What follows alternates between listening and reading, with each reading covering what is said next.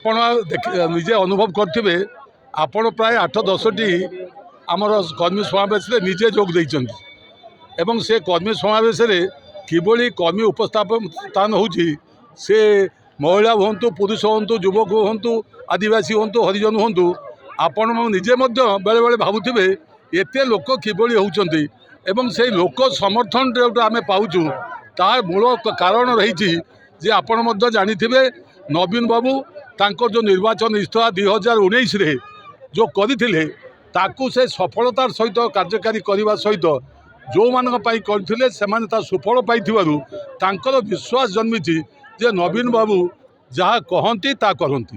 ସେହିପରି ଭାବରେ ମଧ୍ୟ ଆପଣ ଏବେ ଯେଉଁ ନୂଆ କରିକି ଯେଉଁ ନିର୍ବାଚନ ଇସ୍ତଫା 2024 ତାକୁ ମଧ୍ୟ ପରିପ୍ରକାଶ କଲେ ତାକୁ ଆମେ ନବୀନ ଗ୍ୟାରେଣ୍ଟି କହୁନୁ ଏଇଟା 5T ବୋଲି ତାକୁ କୁହାଯାଉଛି।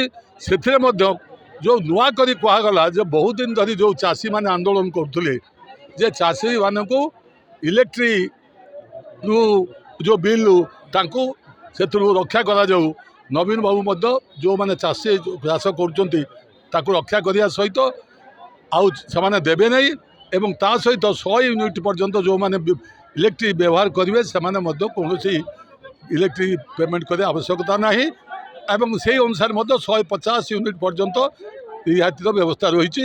ଆଉ ତା ସହିତ ଚାଷୀ ଆଗରୁ 1 ଲକ୍ଷ ଟଙ୍କା ପର୍ଯ୍ୟନ୍ତ ତାଙ୍କୁ ଆମେ ସୁଧ ଛାଡ଼ କରିଥିଲେ ଇଣ୍ଟରେଷ୍ଟ ଫ୍ରି କରିଥିଲେ ବର୍ତ୍ତମାନ ସେଇଟା 1,50,000 ପର୍ଯ୍ୟନ୍ତ ଯାଇଛି। ସେଇଭଳି ଭାବରେ ମହିଳା ଯେଉଁମାନେ SHG ଗ୍ରୁପ୍ ତାଙ୍କୁ ମଧ୍ୟ ଯେଉଁଟାକି ଥିଲା 10 ଲକ୍ଷ ତାଙ୍କୁ ମଧ୍ୟ 15 ଲକ୍ଷ ଟଙ୍କା ପର୍ଯ୍ୟନ୍ତ କରାଯାଇଛି ଏବଂ ସୁଧ ଫ୍ରି।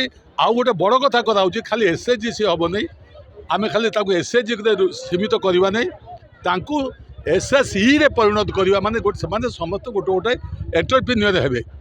ତା ସହିତ ମଧ୍ୟ ଆମର ଯେଉଁ ରହିଛି ଅସ୍ମିତା ତାକୁ ସୁରକ୍ଷିତ କରିବା ପାଇଁ ଆମର ଯେଉଁ ଐତିହ୍ୟ ପରମ୍ପରା ଆମର ଯେଉଁ ଭାଷା ସାହିତ୍ୟ ସଂସ୍କୃତି ତାକୁ ସୁରକ୍ଷା କରିବା ପାଇଁ ମଧ୍ୟ 1,000 କୋଟି ଟଙ୍କାର ବ୍ୟବସ୍ଥା କରାଯାଇଛି।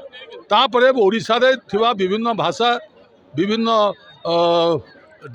ଡାଇଲେକ୍ଟ ଇତ୍ୟାଦିକୁ ସେ ପଶ୍ଚିମ ଓଡ଼ିଶା ହେଉ ଦକ୍ଷିଣ ଓଡ଼ିଶା ହେଉ ସେ ଭାଷାଗୁଡ଼ିକୁ ସୁରକ୍ଷିତ କରିବା ପାଇଁ ସେଥିପାଇଁ ମଧ୍ୟ ରାଜ୍ୟ ସରକାର ଆର୍ଥିକ ବ୍ୟବସ୍ଥା କରିଛନ୍ତି। ତା ସହିତ ଯୁବକମାନେ ଯୁବତୀମାନେ ଯେଉଁମାନେ ହାୟର ଏଜୁକେସନ୍ କରୁଛନ୍ତି ସେମାନଙ୍କର ମଧ୍ୟ ଯେଉଁ ଯେଉଁ ପାଠ ପଢ଼ିବାର ଯେଉଁ ଫିସ୍ ତାକୁ ମଧ୍ୟ ଆଗରୁ 12 ଲକ୍ଷ ଥିଲା 14 ଲକ୍ଷ 12 ଲକ୍ଷ ପର୍ଯ୍ୟନ୍ତ ମଧ୍ୟ ବୃଦ୍ଧି ହୋଇଛି। ଝିଅ 14 ଲକ୍ଷ ପୁଅ 12 ଲକ୍ଷ।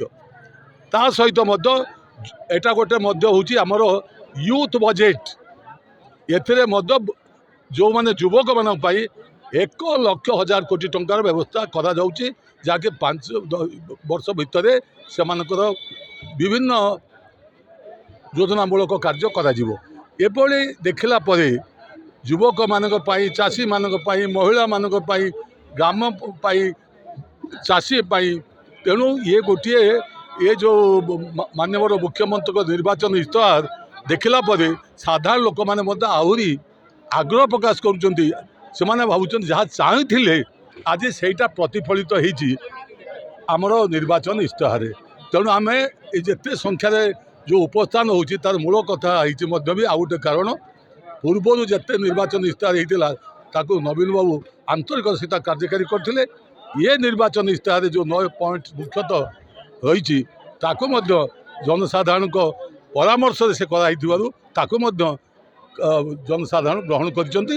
ତେଣୁ ଆମେ ଆଶାବାଦୀ ଯେ ନବୀନ ବାବୁ 6ଠ ଥର ନିଶ୍ଚିତ ଓଡ଼ିଶାର ମୁଖ୍ୟମନ୍ତ୍ରୀ ହେଇ ଲୋକଙ୍କର ଆଶା ଆକାଂକ୍ଷା ସମସ୍ତ ମା ଭଉଣୀ ଏବଂ ମୁରବ୍ବୀ ଯୁବକ ମାନେ ସମସ୍ତଙ୍କୁ ଧନ୍ୟବାଦ କୃତଜ୍ଞତା ଜଣାଇବି ଯେ ଆଜି ବିଜୁ ଜନତା ଦଳର ଯେଉଁ କର୍ମୀ ସମ୍ମିଳନୀଟା ହେଇଛି ସେ ଖବର ପାଇବା ସାଙ୍ଗେ ସାଙ୍ଗେ ସେ ଯେଉଁ ଧାଇଁ ଆସୁଛନ୍ତି ଏତେ ସମୟ ଦିନ 4ଟାରୁ ଦିନ ରାତ୍ରି 9:30 ପର୍ଯ୍ୟନ୍ତ ଅପେକ୍ଷା କରି ମାନ୍ୟବର ମୁଖ୍ୟମନ୍ତ୍ରୀ ଦ୍ୱାରା ପଠାଯାଇଥିବା ପ୍ରାର୍ଥୀଙ୍କୁ ତାଙ୍କଠୁ ମାନ୍ୟବର ମୁଖ୍ୟମନ୍ତ୍ରୀ କ'ଣ କହିଛନ୍ତି ତାଙ୍କୁ ଶୁଣିବା ପାଇଁ ଏତେ ସଂଖ୍ୟ ଧୈର୍ଯ୍ୟରେ ବସିଛନ୍ତି।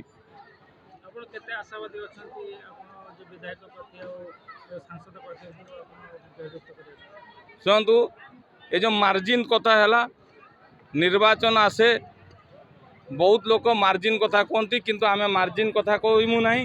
कि आमर मुख्यमंत्री जो कथारे कहती कथारे कम कामरे विश्वास करती से भाई आमे मध्य कथारे नुहे कामरे विश्वास करछु।